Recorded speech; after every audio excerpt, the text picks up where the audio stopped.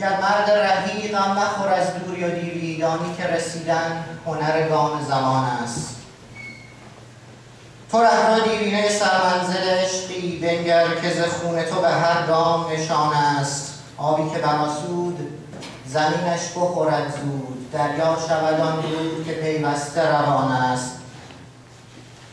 باشد که یکی هم به نشانی بنشیند، بس تیر که در چله این کهنه کمان است. از روی تو دل کندم آموخت زمانه، این دیده از آن روز که خونابه فشان است. دردا و دریغا که در این بازی خونین بازیچه ایام دل آدمیان است. دل بر گذر قافله لاله و گل داشت، این دشت که پامال سواران خزان است. روزی که بجنبد نفس باد بهاری، بینی که گل و سبزه کران تا به کران است. ای کوه تو فریاد من امروز شنیدی، دردیست در این سینه که همزاد جهان است. از داد و وداد آن همه گفتند و نکردند، یارب چقدر فاصله دست و زبان است. خون میچکد از دیده در این کنج صبوری، این صبر که من میکنم افشردن جان است. از راه مرا سایه که آن گوهر من راهروان است. با عرض سلام، محمد خبازم از دانشگاه کلگری خیر مقدم عرض میکنم خدمت همه شما که تشریف آوردین. از همتون تشکر میکنم. این برنامه‌ایه که برای مصاحبه و همینطور ربخوانی با سروش لشکری معروف به نام هنری هیچکس ترتیب داده شده از طرف پرژین گالف پاپ. یه برنامه خیلی خودمونی هست، دور هم دیگه میخوایم با سروش صحبت کنیم، شما باهاش بیشتر آشنا بشید.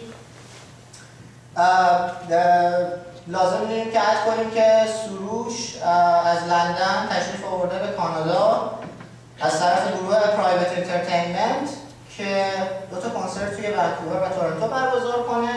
فرصت رو غنیمت دیدیم که سروش رو دعوت کنیم به کلگری تا دانشگاه کلگری یا سایر دوستانی که تو کلگری حضور دارن هم بتونن از حضورش استفاده کنن و باهاش بیشتر آشنا بشن. این برنامه تقسیم شده به چند بخش. درباره موسیقی رپ از سروش سوال میکنیم، درباره رپ فارسی ازش سوال میکنیم، سروش رپخوانی میکنه، پرسش و پاسخ داریم با سروش.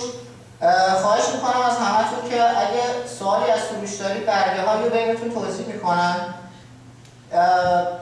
حدود نیم ساعت اول برنامه تا که گذشت سعی کنید سوالاتون رو تا اون موقع نوشته باشید. میتونه سوالای خودتون باشه یا درباره اون محتوا و چیزایی که ما با سروش راجعش صحبت میکنیم باشه. محمد دوستمون که اینجا میبینید برگه‌ها رو جمع میکنن ازتون. بعد از اینکه سروش رپخوانی کرد ما برمیگردیم با سوالای شما و درباره چیزایی که میخونه در خدمتتون هستیم. دعوت میکنیم از سروش که اگه این دور و برا هست تشریف بیارن، در خدمتشون باشیم.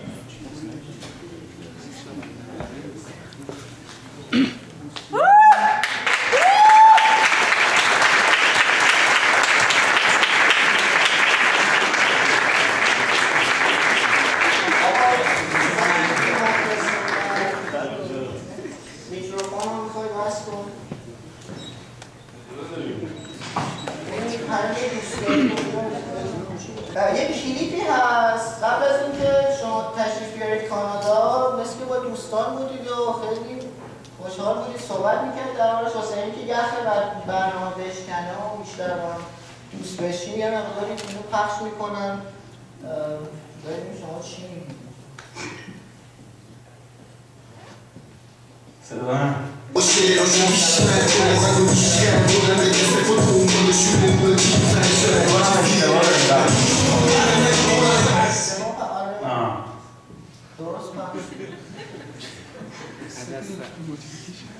صدای جمعی باز بکنیم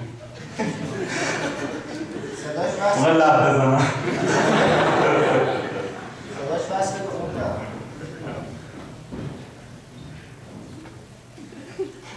میشه وقتی میری تو لباس فوق این سر خودم دارم فیلم می‌بینم.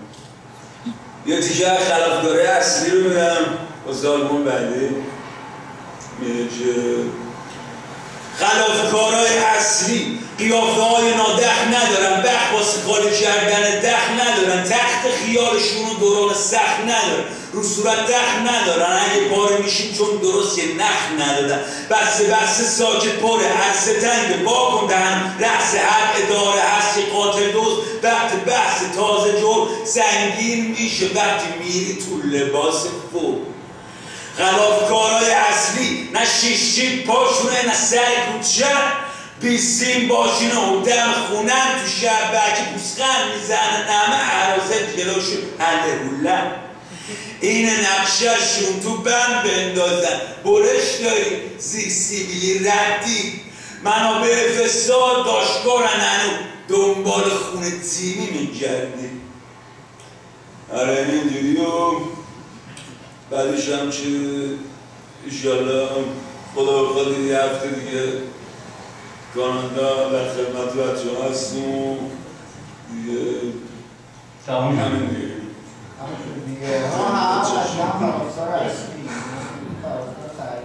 شما دولت کار میکنید؟ نه شما فرقی آقا جمله چشمی یعنی چی؟ جمله چشمی یعنی جملگی چشمایی جملگی میشه جمله چشم یعنی هممون چش شما. آقا من شروع میکنم یه سری سوال میپرسم بعد جواب هر کدوم از این سوالا حدود 4.5 دقیقه هست و دیگه خودت صحبت کن که ما اون فیض ببریم از حضورت راجع به موسیقی رپ و رپ فارسی و اینجور چیزا میخوایم ازت بپرسیم راجع به خودت که بیشتر باهات آشنا بشیم و من فکر میکنم نزدیکترین چیزی که به فرهنگ رپ تا حالا تونستم ببینم که باهاش آشنا بشم چند سال پیش یه فیلمی بود درباره زندگی امینم که ما تو ایران نگاه می‌کردیم. یه چیزی بود درباره ملاقات این رپخوان‌ها توی خیابون با همدیگه مسابقه میدادن، رپ میکردن، یکی میبرد یکی میباخت. بعد یادم یه چند وقت پیش یه مصاحبه‌ای هم از شما ما نگاه میکردیم و گفتیم میخوام برم از ایران اومدم بیرون تو لندن مستقر شدم ببینیم با رپخوان‌های خارجی رپ کنیم چند آره میخوام ببینم که الان چندین چطوری گل میزنن چطوری گل میخورن. یه سری اصطلاحاتی هم هست تو رپ مثلا زاخار نمیدونم شما گفتید نه زاخار چیز خوبیه یا چیز بدیه هم رو اصلا چطوری الان همه اینا رو موقع با هم یه زاخار اول زاخار رو بگو بعد راجع به فرهنگ رپ کلن که همونجا خیلی معذبم ما رو مبل نشستیم برای یه روز زندگی صفت نشستم از این داستان بازی شرمنده با بعد همیشه زاخار رو که زاخار بگیم شما زاخاری من زاخارم کی زاخار نیست بکنم خانم زاخار نیست اون جنس مذکر میشه زاخار اونایی که گفتن زاخار خانم بله اونایی که بقیه زاخار خانم نه اونا مذکر نفهمیدیم چی شد پس راجع به رپ صحبت کنیم. خب راجع به اینکه گلاش چجوریه و اینا این فرهنگش چجوریه چی میشه و عرضم به حضورتون که کلن رپ اینجوریه که خیلی توش کلکل است کلکل است این هم نیستش که کلکل غیر مفید باشه. مثلا ما تو آهنگامون وقتی که مثلا شاخبازی در میاریم و قدرت نمایی میکنیم و اینا این واسه این نیستش که مثلا داریم فاز به اصطلاح خودستایی و مثلا خودخواهی و این خود بزرگبینی و این داستان هست. این بیشتر واسه اینه که این کار باعث میشه که بقیه شروع میکنن بیشتر و قوی‌تر کار کردن باید اینکه حس چی میگفتم بهش؟ حس چی دارش دست بده؟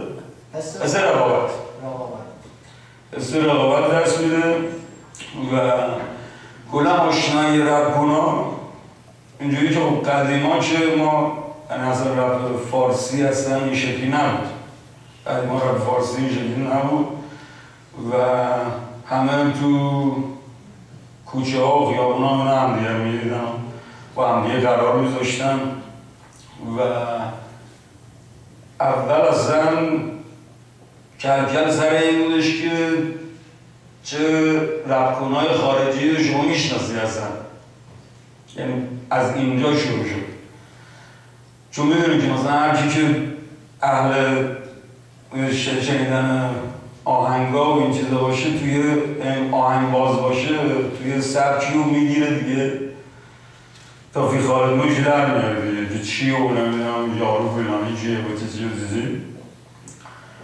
تا به اینجا رسید که دیگه ما اونقدر علاقمون زیاد بود گفتیم که اصلا چرا خودمون این کارو نکنیم. گفتیم چرا خودمون این کارو نکنیم و دیگه شروع کردیم و کم کم دیگه بقیه رو تشویق کردیم که آقا بیان اینجوری و اینا، که خیلی هم مشکل داشتیم چون خیلی هم مثلا از همون طرفدارای رپ میومدن میگفتن که آقا اصلا انگلیسی بقا میشه رپ، که ما میگفتیم که یعنی چی انگلیسی میشه واسه چی خب فارسی نمیشه، اینجوری من دارم رپ میکنم.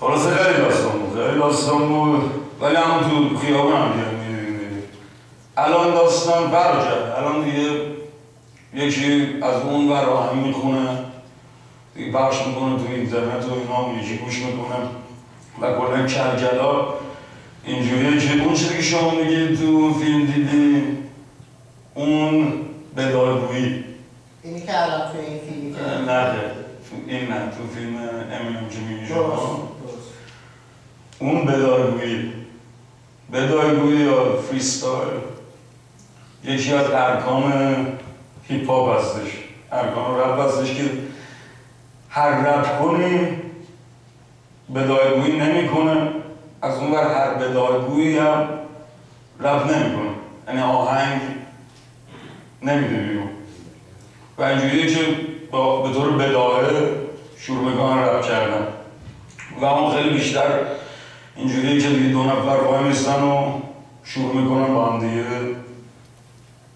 شاخبازی و کلکل کردن و این چیزا، که دیگه اون هرکی که چیزای جالبتر بگه همون لحظه مثلا طبق لباسایی که طرف مقابلش داره یا همون حرفه طرف مقابلش بر ضدش استفاده بکنه، یه حالت رجزخونیه و مردم اونجا رأی میدن که چی بهتره کارش. منتها خود رپ کردن از این نظر شما میبینید که چی کارش بهتره. یکی این که یه چیزی داریم اسم فلو تو رپ که جریان خوندنتونه. حالا جریان خوندن در از همون ملودی خوندنتونه. رپ کردن برعکس چیزی که خیلی ها فکر میکنن فقط چند کلمه رو پشت سر هم نمیذاری تند بخونی. رپ کردن اینطوریه که همون حتی یک کلمه شما بهش یه ملودی میدی. مثلا این مثال بزنم، مثلا دو تا فلو مختلف و واسهتون مثال میزنم که هزار واسهتون بیفته داستان چجوری. یکی اینه که مثلا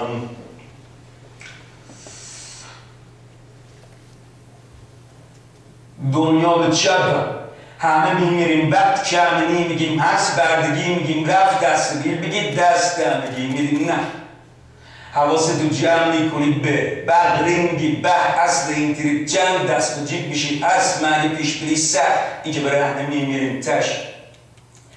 این یه مدل. یه مدل دیگه یه چیز مثلا ساده تره میگه که همین اینو مثال میزنم جوابشو میکنم که خلافکارای اصلی قیافه های نادخ ندارن، وقت واسه خالی کردن دخ ندارن، تخت خیالشون و دوران سخت ندارن، رو صورت تخت ندارن. متوجه این جریان خوندن فرق میکنه با هم دیگه.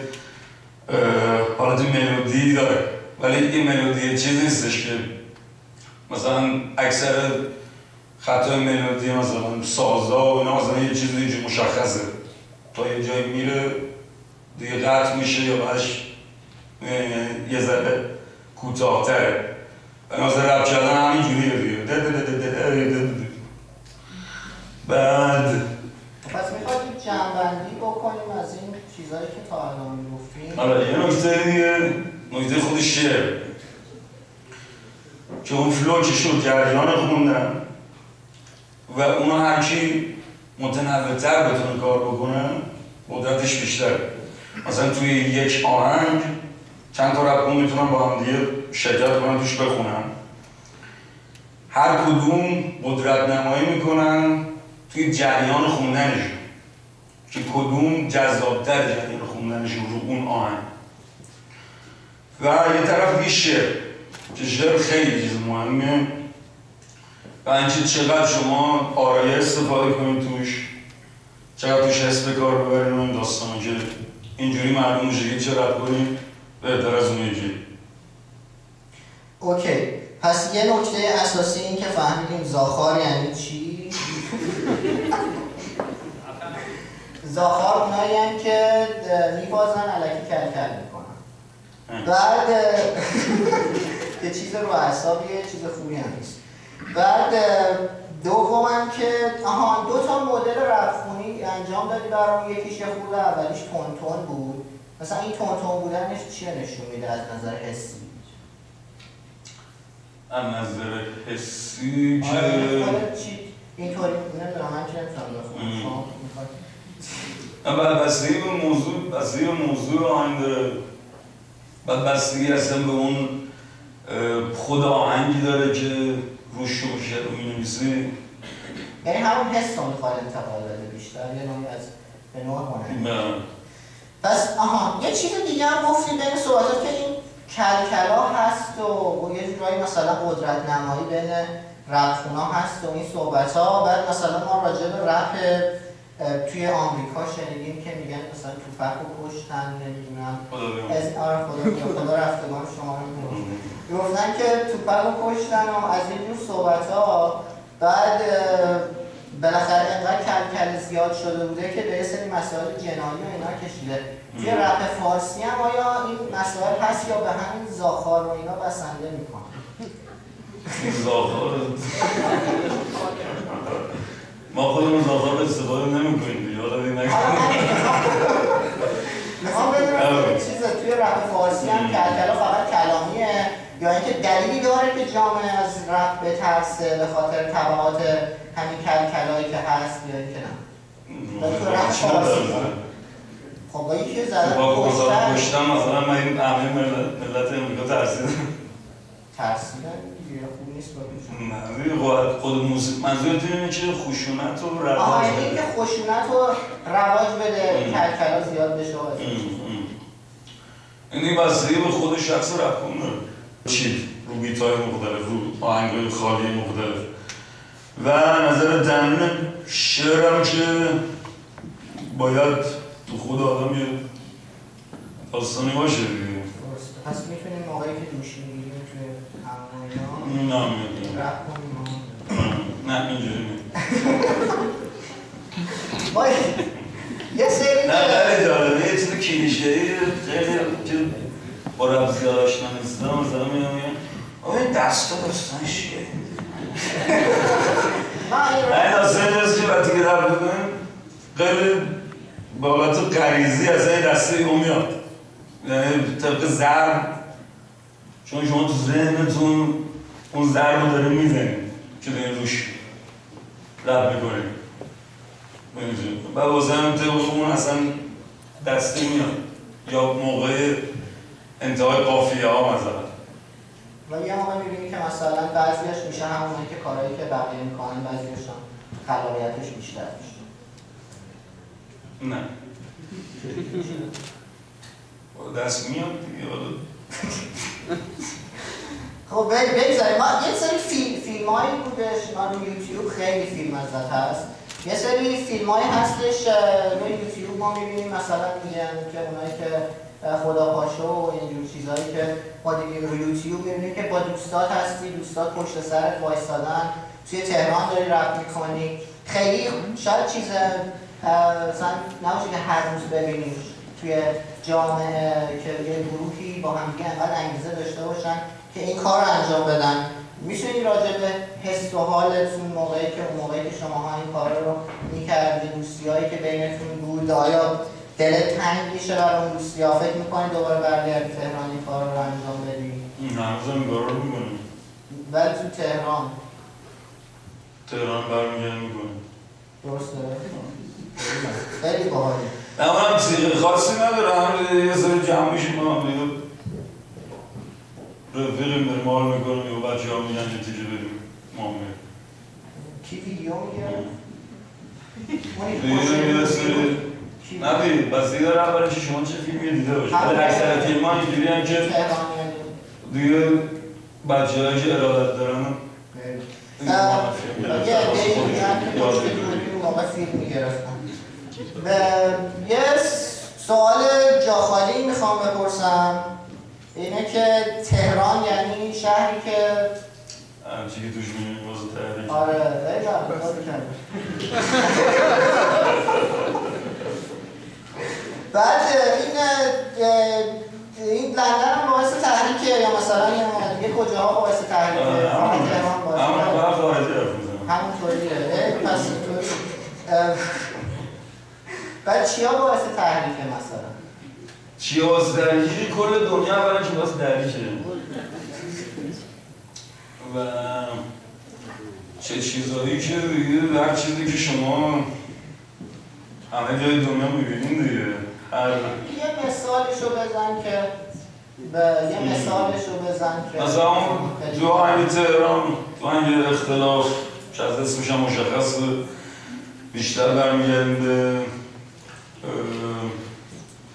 فرهنگ غلط چشمی و اینکه هر کی پولش بیشتر باشه احترامش بیشتر و اختلاف طبقاتی و این داستان. منظور اینه که پول بد نیم، یعنی آدم پول دارم آدم بدی نیم، ولی قضیه اینجاست که شما چجوری از اون پول داری استفاده میکنی و اون فرهنگ استفاده از اون پول چیه؟ یعنی اینکه یه نفر ثروتمند بودن خودش رو به رخ یه نفر دیگه بکشه این باعث ما هم مخالفیم. بعد بی‌ادبی ترین چیزی که شما توی رپ گفتید چی بوده؟ توقع نداریم بگی، ولی شما مثلا برخلاف رپ موندی ما دیدیم که خیلی چیزای بی‌ادبی توی رپت نمیگی. کسایی هستن تو رپ که باشون تو رپ فارسی باشون حال کنی، پدر رپ فارسی شمایی یا نه؟ راجع به اینجور چیزا که مثلا که بی‌ادبی میگن بعضی بی‌ادبی نمیگن، بعد این پدرهای رپ کیان؟ کسای دیگه‌ای که رپ میکنن شما باشون همکاری کردی دوست داری باشون همکاری کنی؟ خب واسه حالات زیاد جون بذار من یکی میپرسم. بی‌ادبی ترین مشکلی وارد ما فوش نداریم. بعد پدر رپ فارسی کیه اول شروع کرده توی ایران؟ ولی آقایی بود توی آذربایجان توی اصفهان، اسمش دیجی آرش بود. ایشون شوخی میکنم همچه چیزی ما که نمیدونم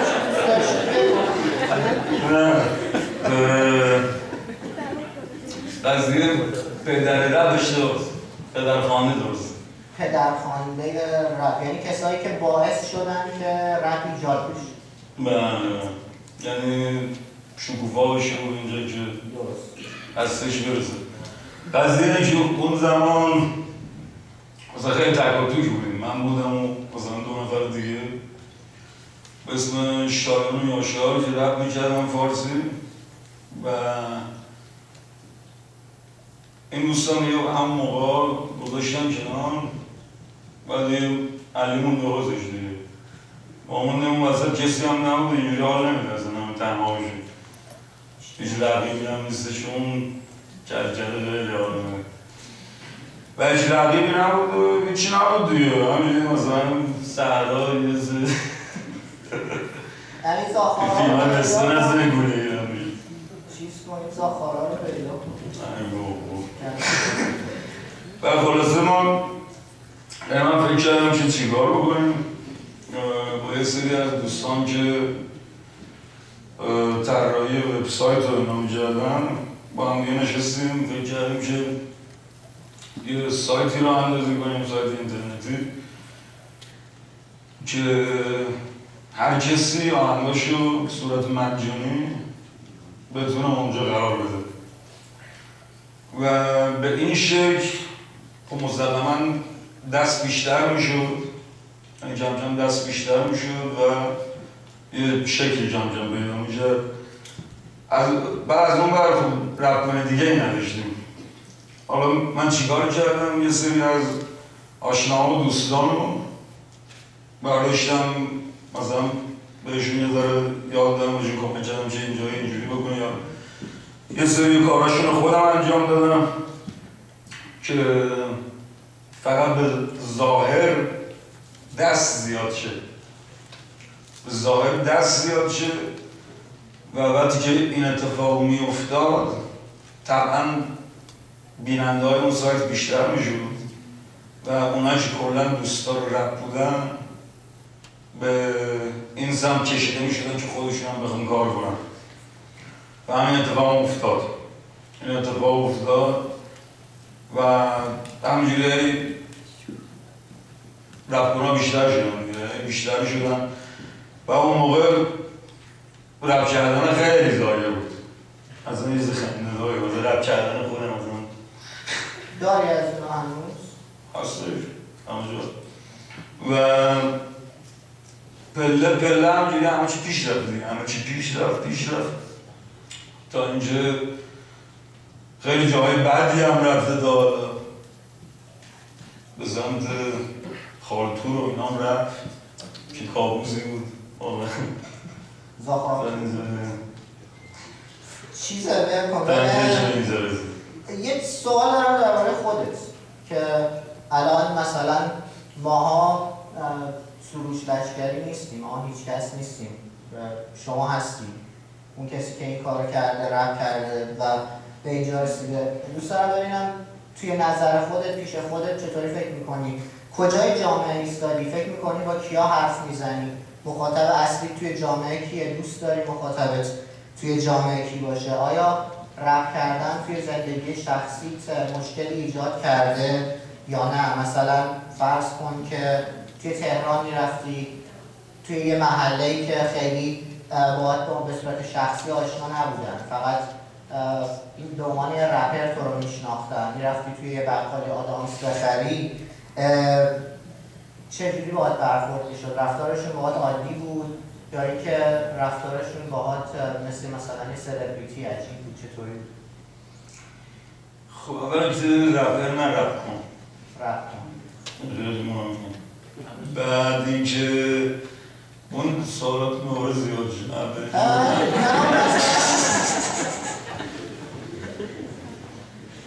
مخاطب توی جامعه ایرانی کیه؟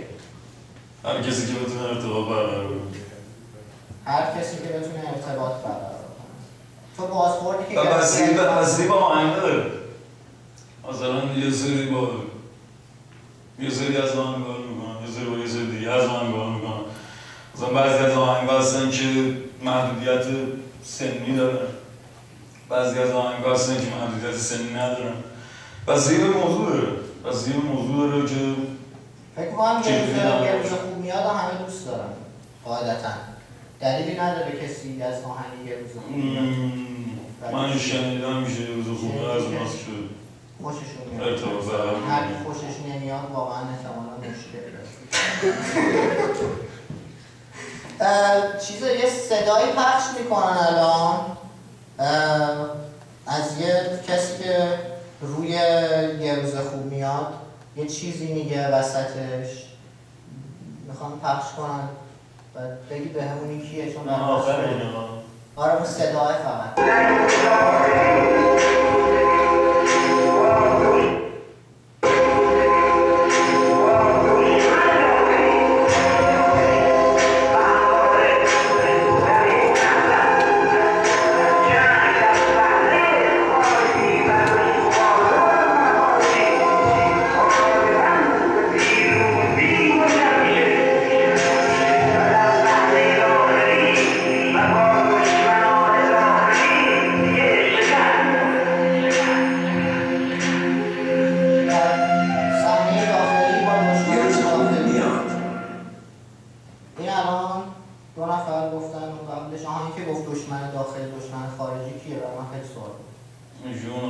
شریعتی. شریعتی انگیزه خاصی داشتین از اینکه صدای دکتر شریعتی رو روی اینا همین نه.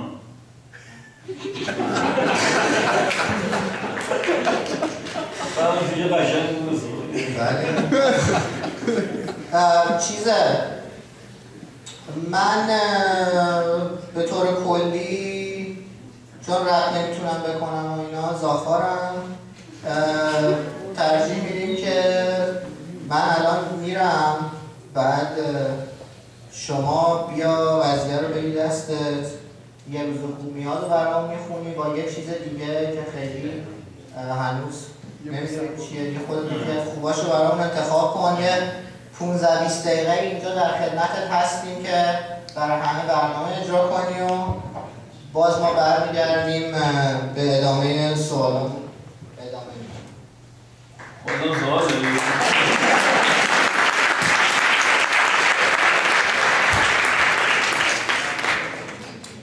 جان؟ موزیک بذاریم میخوایم یکیشو بذاریم میشونم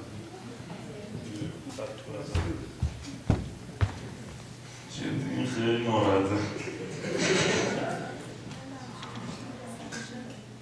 تو اول ما یه روز خوب میریم من با اجازتون اول یه آهنگ به اسم یه روز خوب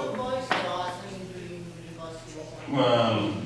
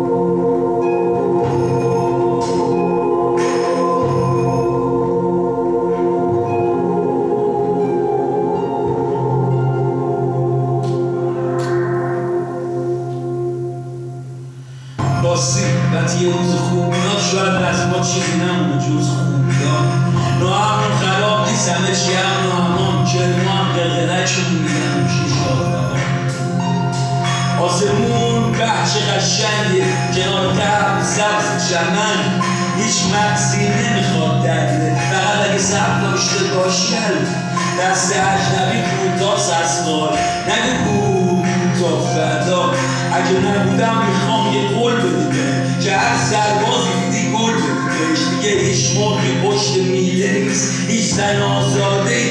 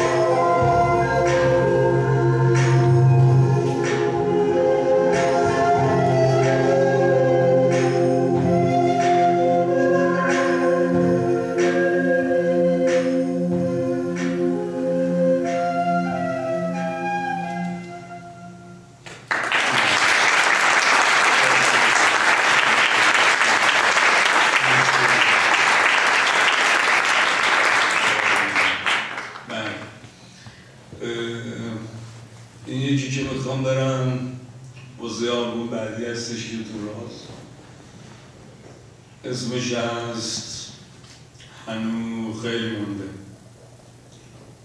یکی بدون موسیقی میرم. الان دقیقا کدوم میشه کنه؟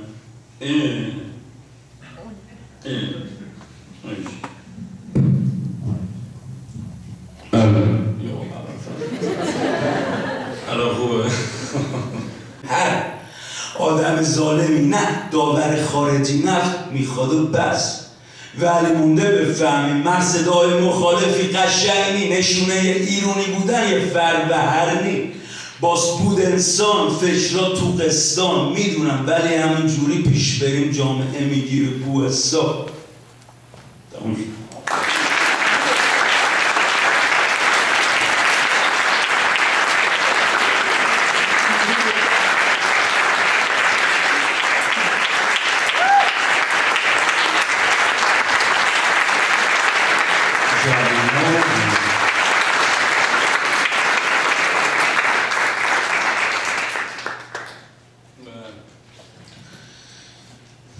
یه نفس بکشیم این کارا رو میخونم یه جوری میشه. خب الان این توضیح بذاریم من بدم راجع به اصلا کلا شعر توی رپ فارسی، به خاطر اینکه این مهمترین نکته است ولی هنوز بهش نپرداختیم اینجا. قضیه اینه که هم حس خیلی مهمه، همین که شما چقدر آرایه به کار ببریم و چه آرایه‌ای به کار ببریم و به چه شکلی. من خودم اصلا از نظر آکادمیک بلد نیستم که نمیدونم فلان آرایه اسمش اینه فلان آرایه اسمش اینه اینا، من فقط به وجود میارم دیگه، حالا هر کی میخواد هر چیزی. مثلا یه مثال میزنم، مثلا میگه که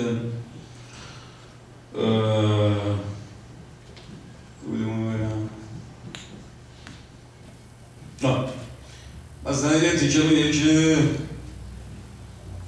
تو ذهن ملکه شده آرزو تلاش نباشه مثل آرد بیالک. خب اینو من براتون یه توضیح بدم که ببینیم چه شکلی میشه. میگه آرزو چیز ظاهرش اینه که آرزو اون ملکه ذهنمون شده و اگه تلاش نباشه، اگه تلاش کوشش نباشه مثل آرد بیالک به در نمیخوره. آرزو حتما باید تلاش باشه که بهش برسید. یه طرف میشه تو ذهن ملکه شده آرزو اسم مؤنثه دیگه، ملکه هم که جنس مؤنث میشه ملکه، که تو ذهن ملکه شده آرزو تلاش نباشه مثل آرد بیالک، که از اون طرف تلاش و کوشش، از اون طرف طلا و جواهر. این ملکه بدون تلاش به در نمیخوره، ملکه نیست. این مثلا یه مورد. بعد یه مورد دیگه عرضم به خدمتتون که مثلا میگه این نقشه‌شون تو بند بندازن، برش داری زیر سیبیلی ردی. این معنی ظاهرش اینه که نقشه‌شون اینه که تو بند بندازن، بند میشن زندان، تو بند بندازن، برش داری، پارتی داری، زیر سیبیلی ردی. که زیر سیبیلی ردی هم یه چیز مشخصه. از اون طرف میشه که این نقشه‌شون تو بند بندازن، این بند مختن است، مورون چیز میگن، اون تو بند بندازن. بعد برش داری، منظور اینجا چیز تیزه، برش داری زیر سیبیلی رد.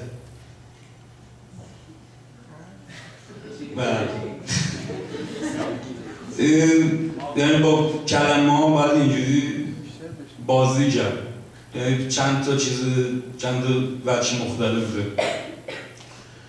و مثلا دیگه یه چیز سادهش هم که مثلا اینه که تو همین یه روز خوب میاد، مثلا تو یه روز خوب بستگی به حس آهنگه، توی یه آهنگی مثل یه خوب میان شما باید آرای کمتر به کار ببری، آرای پیچیده که عام، یعنی تقریبا همه متوجهشن که شما داری چی میگی. به خاطر اینکه مد نظرت اینه که میخوای همه بفهمن که داری چی میگی، چون اون موقع است که اون تاثیر رو میذاره. مثلا این آرای خیلی کم استفاده میشه. مثلا توی یه خوب میاد یا آرای اونجور استفاده شده که همون تیکه که میگه کرمان قلقلکمون میدن و میشیم شادروان، که اون شادروانی رو چسبوندیم به اینکه کرمان قلقلک میدن و آره دیدم میشیم.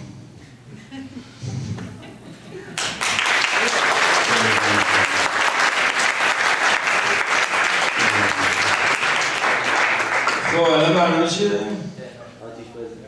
رفتن؟ الان وقت سوالات یادی اینجا تهرانه چشم. دلیل چرخش زمین نیست جاذبه، پول که زمین رو میچرخونه جالبه. این روزا اول پوله بعد خدا، همه رعیت ارباب کت خدا. بچه میخواد با یتیمی بازی کنه، بابا نمیذاره، یتیم لباسش کثیفه چون که فقط یکی داره. همه آگاهیم از این بلا، یا حتی فرشتم نمیاد این بلا، تا نشیم فنا با همین بلا، یا اما کمک نخواستیم مشک بریزه کافی همین برا ما. آدم مریض حرفامو درک کرد، تموم نکردم حرفامو برگرد. تا حالا شده عاشق دختر بشی، میخوام حرف بزنم روشتر بشی. پیش خود میگی این عشق تاریخی، اما دافه با یه بچه ماهیدار خواب دیدی خیره، یاده باشه خیره، خود بزن خیره. هرچی آدم که کنار میبینی چون نیبه. یکی هم سن تو سوار ماشین خدا به پوزخند میزنه، میکنه با کینه دعا که منم میخوام ماهیدار بشم و درک کنم ترکش. دعا نکن بی اثر نمیکنم درکش. میخوای بخوابی تو بیداری کابوس ببین، بیا با هم به این دنیا فوش ناموس بدی. باید کور باشی نبینی تو فخر و هر جا، کنار خیابون نبینی فقر و فحشا. خدا بیدار شو یا آشغال با درف دار، نکنه تو هم به فکر اینی که چی صرف داری.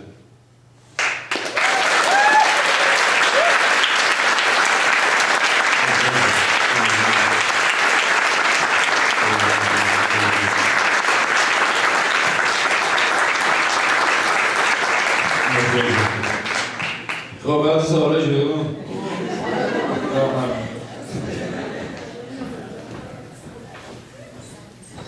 چرا رفته شکلی کم کرده؟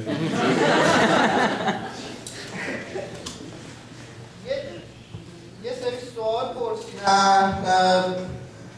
سوال اول این که بگم خیالم راحته، نظرت راجع به مجری چیه؟ زیادی میگه زاخار. زیادی چیه؟ زیادی میگه زاخار. زیادی میگم زاخار. کمتر بگیم زاخار.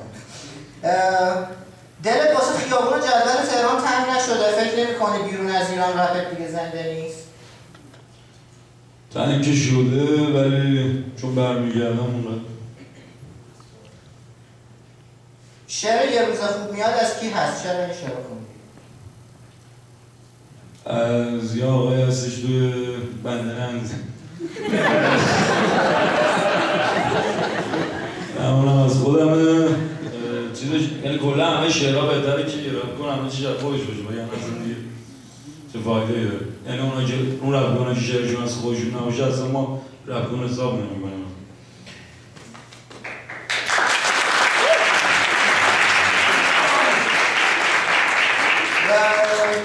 میخوان باهاتون پرسیدن که میشه باهاتون عکس بگیرن، اگه میشه. بله بعد از برنامه یه عکس تیمی میخوام بگیریم.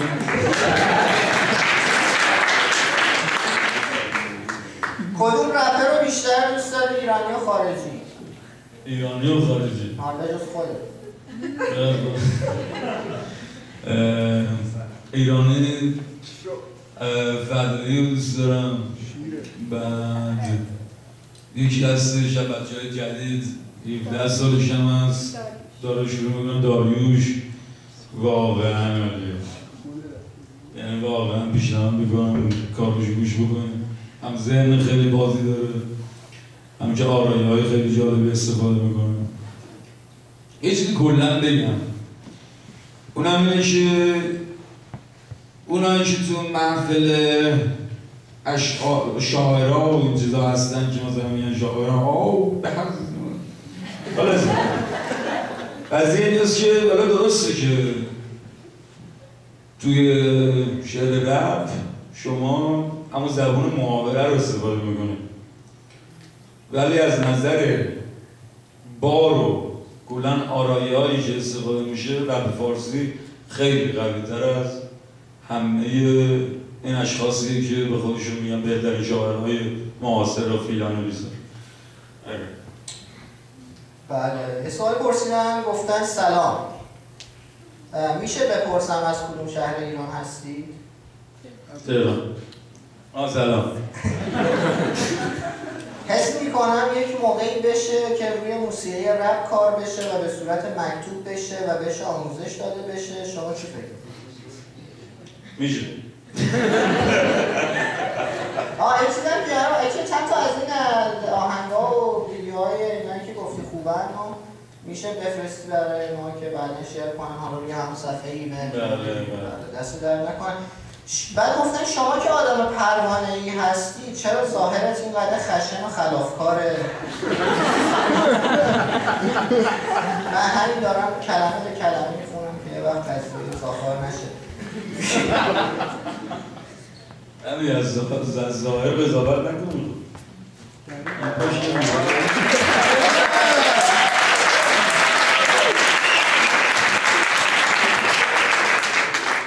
اگه بچه من یک روزی بخواهد مثل شما بشه من میترسم. چرا رپ ترسناکه؟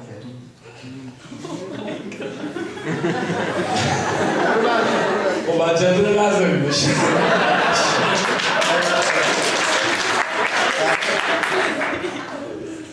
با طرفدارا تو این جمع عکس بگیم.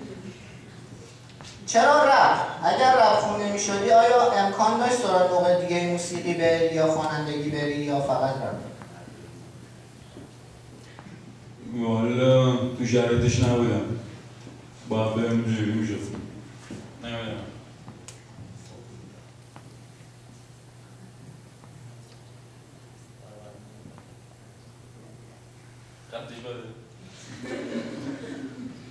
آیا شعرا در ایران نمیگیرند؟ شما را در ایران نمیگیرند؟ شما را در ایران نمیگیرند؟ یعنی شما راحتی در ایران میتوانید رپ بخوانید، چرا برای آهنگهاتون ویدیو نمیذارید؟ پولن. وقتی رپ میکنید دلت کلکل میخواد و موزیک و خوندن صرف یا تو دلت دردی داره، رنجی رو داری حس میکنی، چقدر وابسته است به درونت؟ کلا من یه مدتی رپ نمیکنم احساس میکنم که رویم یه جوری، یعنی واقعا یه جورایی افسرده میشم، یعنی بیشتر اقدامامو خالی میکنم، اون ناراحتیامو خالی میکنم موقعی نوشتن و رپ کردن. شما تقریبا میشه که واسه خودم تجویز کردم که دارو اینه. درست، هر کسی دنبال داروی خودش. شما قبل از اینکه رپ خوانی کنید در مورد سبک‌های مختلف دیگر موسیقی تحقیق کرده اید یا امتحان کردید ببینید دوست دارید یا نه، یا بدون توجه به اونا وارد موسیقی رپ شدید؟ ممنون. والا نه، ما بچه بودیم. شروع رپ فارسی در ایران از چه سالی؟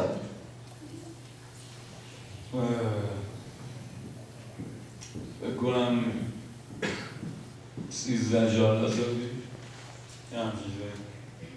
یه نفر هست که خیلی سوال داره، این پدیده ساسی مانکن اصلا چطور به وجود اومد؟ اصلا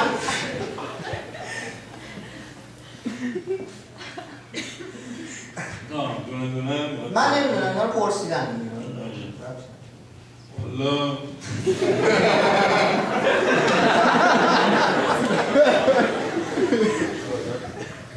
البته به اساسی مانکن نیست، امثالش هم که مثلا خیلی فاز سنگین و سیاسی و چیزان دارن هستن که این جفتشون یه چیزن، جفتشون یه چیزن و نکته اینجاست که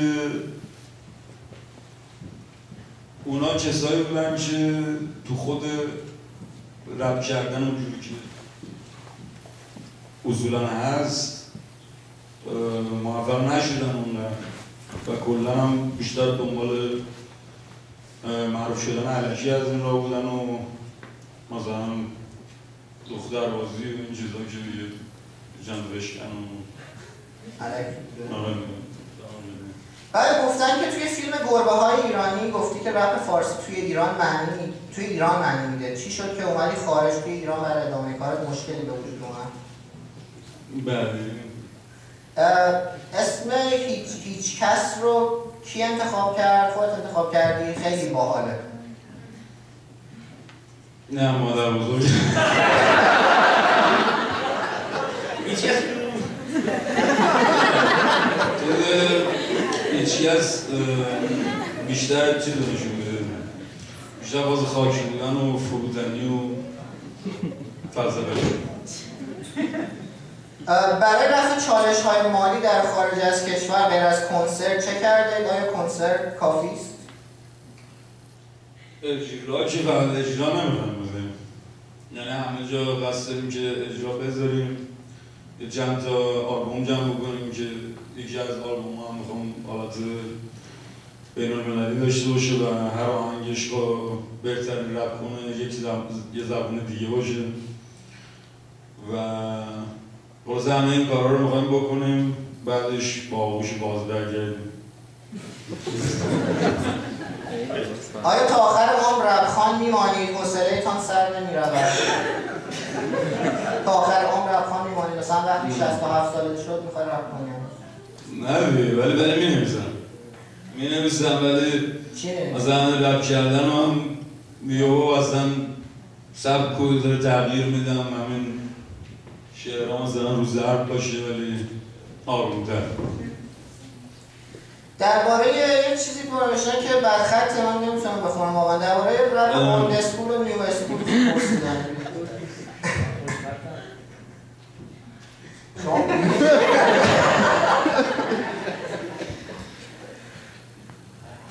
مال شماست؟ خود بگید.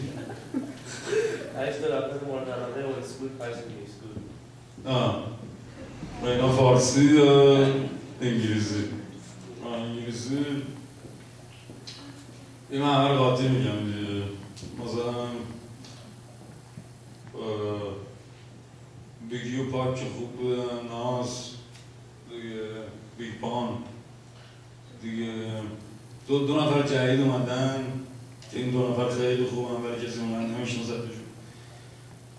یکی هستش ابسورد، یکی هستش کنریک لامار، این دوتا خیلی خوبن و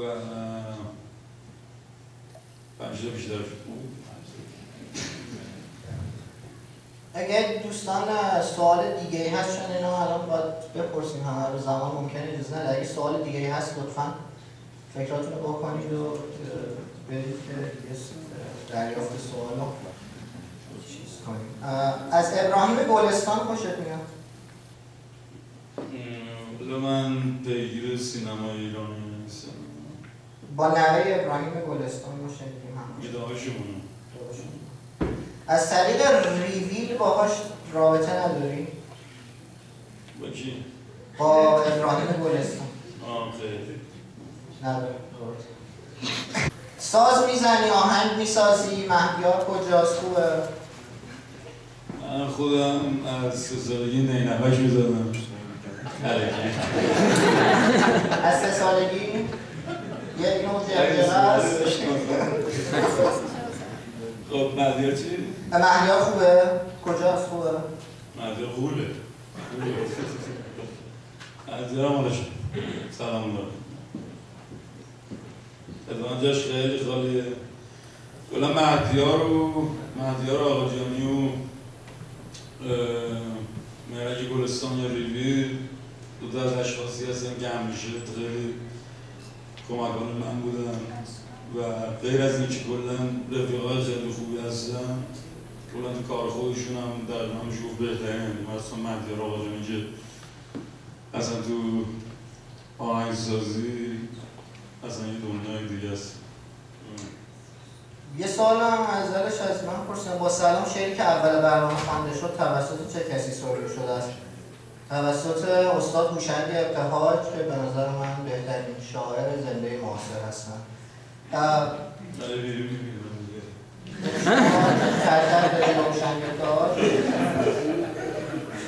آیا رپ معنی خاصی دارد خود کلمه رپ؟ نمیدونم. آیا فکر می‌کنی این موسیقی با خوانندگی جای در آینده موسیقی ایرانی دارد؟ بله. آیا فکر می‌کنی این موسیقی با خوانندگی جای در موسیقی ایرانی دارد؟ این نوع موسیقی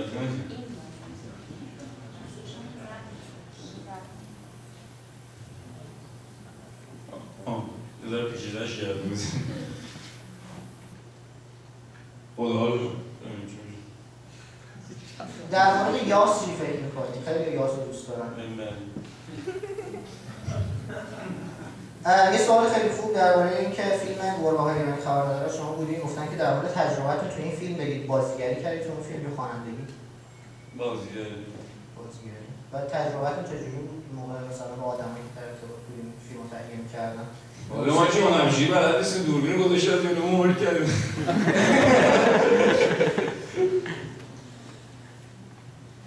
این که 100% بعدی؟ این بعدی؟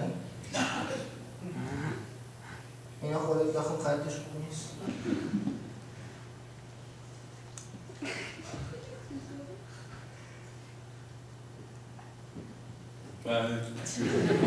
درباره شاهین نجفی نظرت چیه؟ نظر مادرتون درباره رپ کردنتون چیه؟ مادر بزرگتون که دیگه گفتی بازی کردن چی هست نظر مادرتون چیه؟ الان منتظر من جواب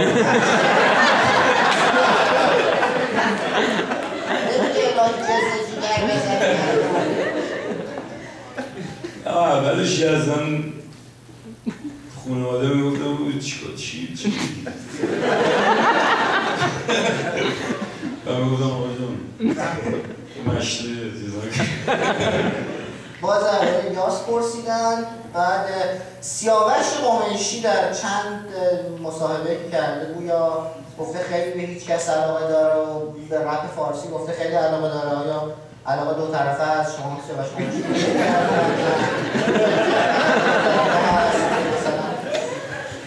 اما از این نوجوانی‌ها کلی خاطره داریم و نوازی‌هاش بیشتر دوست داریم آره مفصلی آدم دارم ببینیست ما خیلی لذت داریم اونجا جدیدم چون فاز تند و ایناشی اونها رو یه ذره اذیت میکنم ولی همونایی که فاز قدیما بود اونها خیلی مشتی برای مهمه که سیاوش قمیشی ازت خوشش بیاد؟ بله سوال کردم دیگه خیلی خوبه این سوال. آره مهمه. ساسیمانکن گفتی درباره شاهین نجفی نظرت چیه؟ بعدی دارم میگم که پروسه تولید یک ترانه رپ چیه؟ ریتم و شعر با هم میاد یا اول شعر رو میگن بعد ریتمش رو میگن یا اول ریتمش رو میگن بعد شعرش رو؟ خب همش میشه منتها اون جوری که ما خودمون اکثر کار میکنیم اینجوری که اول من موضوع رو در میارم چون موضوع خیلی مهمه چون خب راجع به همه چی میشه چیزی گفت یعنی کلا یا همه چی فاز اجتماعی میگیره یا همه چی فاز کلکل میگیره بالاخره چیزها ثابت هم دیگه ولی موضوع اینجاست که شما همون چیز اجتماعی که میخواید بگی چجوری میخواید بیانش کنید به چه شکلی میخواید بیانش بکنید چون مثلا یه چیزی مثلا در میاد مثلا جناب یه روز خوب میاد متوجه یعنی اون یه موضوعیت بهش میده چه یه روز خوب میاد که فیلان بعد بیت درست میشه من به مهدیار رو میگم مهدیار آهنگسازیشو میکنه بعد آهنگسازیشو کرد یعنی طبق موضوع آهنگسازی میکنه که حساب یکی باشه بعدش من شروع میکنم روش نوشتم چقدر این وسط رفت و آمد داره، مثلا اون درست کنه تو بخونی و اینجاشو عوض کن، اون بیت اونجاشو عوض کن. بستگی داره. بستگی داره که جا آهنگی باشه. خودت هم نظر میدی روبریتش رو؟ آره نظرم میدم بزنم. اوکی. بعدی دیگه سوالش از خودمه. این جمع بیشتر دانشجوییه و خیلی هستن اینجا که از طریق دانشگاه اومدن اینجا، همه دانشجوان، خیلی همون از ایران اومدیم، هممون اومدیم اینجا، تو با رد کردن به اینجا رسیدیم و حالا اینجا توی شهر کلگری جایی که شاید اصلا من فکرشو نمی‌کردم که هیچ کس رو توی کلگری ببینم. منم بگم اینجا ببینم. این قضیه خشت و سیمانی که میگی من خشت میذارم تو سیمان، بالاخره بعد نیست که دست به دست هم بدیم، یکیمون خشت بذاره یکی سیمان، حالا مهم نیست که خشت میذاره یکی سیمان. بده اونم دیگه سوال خشت و سیمان؟ این قضیه خشت و سیمانی که گفتی که میگی که خیلی مهمه، از تفرقه ها ناراحتی، از جدایی ها ناراحتی، میگی ما هم دوست باشیم مثل بچه‌ای که توی دبستان و اینجور صحبت ها. فکر میکنی چی کار میتونیم بکنیم آدمایی که الان اینجا هستیم با دستای خالی که بتونیم به همدیگه کمک بکنیم، هم ما شما رو سر بلند کنیم هم شما رو سر بلند کنیم؟ والا داستان اینجاست که باید به همدیگه کمک کنیم دیگه، چیکار کنیم؟ چی رو میگی دقیقا؟ چیز خاصی رو نمیگم، موضوعی که اول هر کسی، من خودم به شخصه یا میخوام تغییر تو دنیا به وجود بیارم، بعد اول تو خودم تغییر به وجود بیارم. مثلا تو اون آهنگی که آدم خوندم که میگم تو خودم انقلاب کنم اول. و موضوع اینجاست که ما همه یه سری اشکالات داریم، یه سری خودپرستی ها داریم، یه سری فامیل پرستی ها داریم، یه سری نجات پرستی ها داریم که این چیزها رو تا تو خودمون حل نکنیم مسلماً اتفاق خاصی هم تو دنیا نمیفته. اگر همه طرز فکرشون این باشه که اول خودشون تغییر بدن بعد دنبال این باشن که دنیا رو تغییر بدن، خود به خود دنیا تغییر میکنه. خیلی ممنون. یه سوالی هم پرسیدن که من نمیدونم یعنی چی. حالا گفتن در مورد آهنگ واقعی تر از مستند توضیح بده. مثلا کدوم آهنگی پرس هر کی دوست داره بگه کدوم آهنگ خاصی مد نظرتون بوده که واقعی تر توضیح بده. واقعی تر از مستند اتفاقا خیلی جالبه، چون واقعی تر از مستند آهنگسازیش خیلی عجیبه، یعنی نسبت به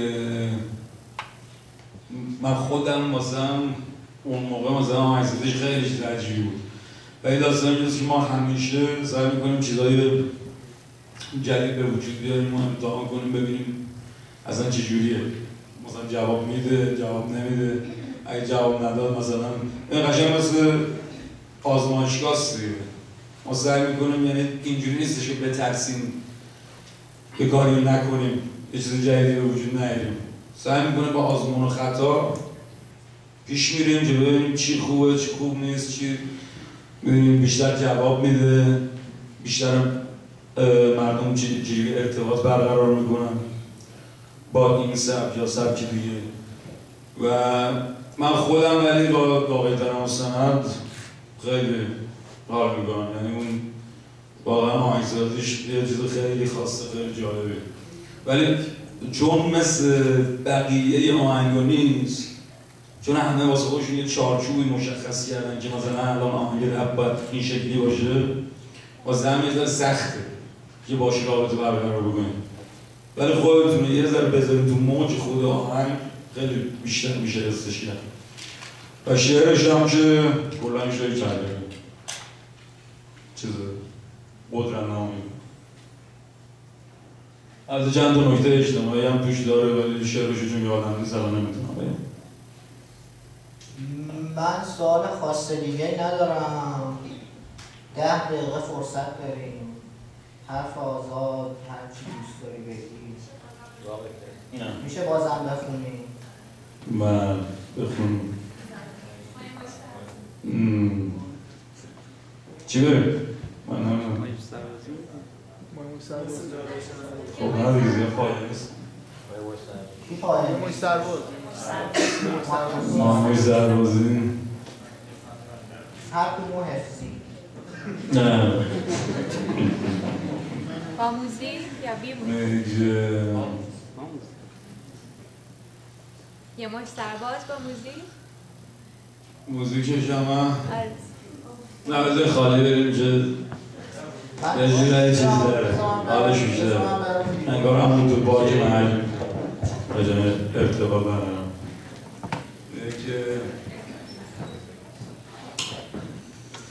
مثل تیرید به ما با نام خدا اینم شروع میکنم خدا با همه چون ما شکرگزارشیم با حال خوش داد حالی که میشه دنیا رو پشت داد ما این مش سربازیم جون به کف اسرائیل با اکیپ به ما جوره پس با مقال همین تو با پول کم ربم و مزه کن شوره نه چون ما شورش در وردیم و زدیم کل اون وریا که به اونا گوش ندیم ناظرین واسه 4 چیز جون قابل رو بدیم خدا وطن خونواده و رفیق خیابونم توش موندیم واسه 4 چیز یکی چونش بار و دیگه جانست بعدش مرام و یکی هم اینجا جاش نیست آخری یکم عشقی برگار پاییز ببین صفای اینطور نداره هیچ جا همه کوچیکا قرار پیش ما یاد بگیرن که یه سرباز از خودش میگذره و فکر فرداست ما مش سربازیم فوق لیسانس بزرگترین دانشگاه کل ایران منظورم خیابون تحصیلات نه من جدول بریم که ترجیح دادم یکی رو اصلا سعی نکن باشی مثل ما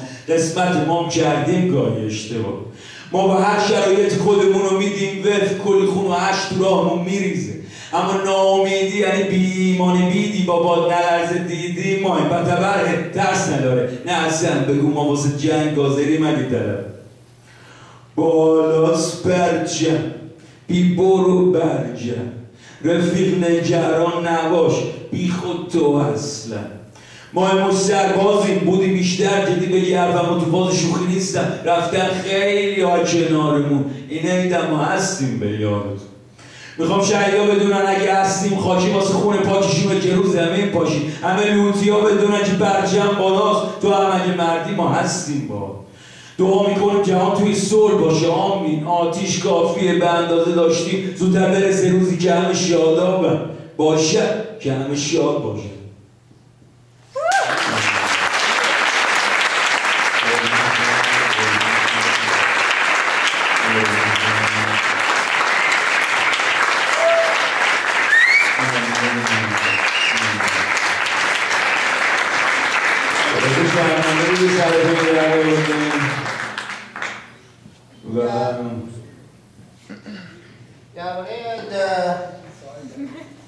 عکس گرفتن و اگه کسی میخواد چیزی حالا نمیدونم بپرسه ازش ما در خدمتیم دیگه اوکی ما در خدمتیم فقط با خانوما متاسفانه نمیتونیم عکس بندازیم دلیلش باید میشه مشکلات دست جمعی میتونیم عکس بندازیم